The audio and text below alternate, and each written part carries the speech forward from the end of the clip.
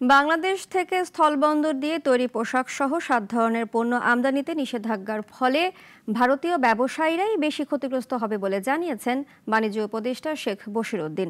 ভারতের সিদ্ধান্ত অফিসিয়ালি এখনও জানা যায়নি জানিয়ে উপদেষ্টা বলেন, আনুষ্ঠানিকভাবে জানা গেলে ব্যবস্থা নেওয়া হবে।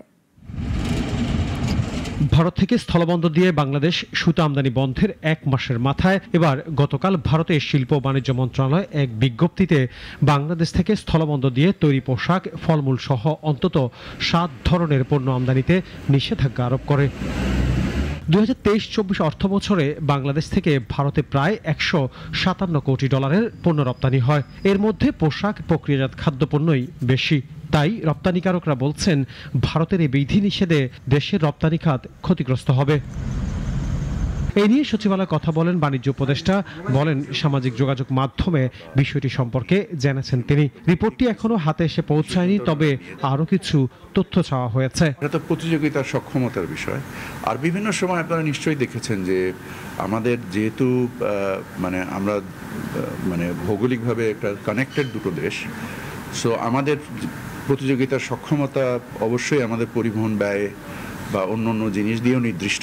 ভারতের নিষেধাজ্ঞার প্রভাব সম্পর্কে বশির উদ্দিন বলেন, বাণিজ্যের ক্ষেত্রে দুই দেশের ভোক্তা ও ব্যবসায়ীরা জড়িত। ক্ষতি হলে দুই দেশের হবে জানিয়ে উপদেষ্টা বলেন, তবে নিষেধাজ্ঞার ফলে বাংলাদেশের চেয়ে ভারতীয় ব্যবসায়ীরা বেশি ক্ষতিগ্রস্ত হবে।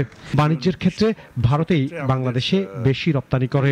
বিভিন্ন সময় আমরাও আমাদের কৃষিপণ্য উৎপাদন এবং ভোগের উপরে নির্ভর করে আমদানিতে বিভিন্ন রকমের বিধিনিষেধ আরোপ করি, ভারতও করে।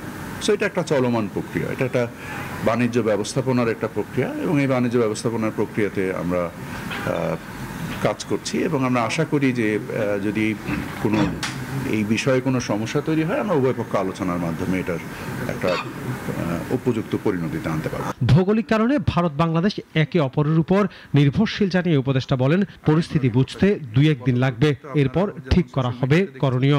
ভোক্তা ও ব্যবসায়ীদের স্বার্থে ভারত বাংলাদেশের ব্যবসা চলমান থাকবে, আশাবাদ বাণিজ্য উপদেষ্টার। আমাদের প্রতিযোগিতার সক্ষমতার মাধ্যমে আমরা আমাদের বাণিজ্য বৃদ্ধি ঘটাবো। আনোয়ার হোসেন, নাগরিক, ঢাকা।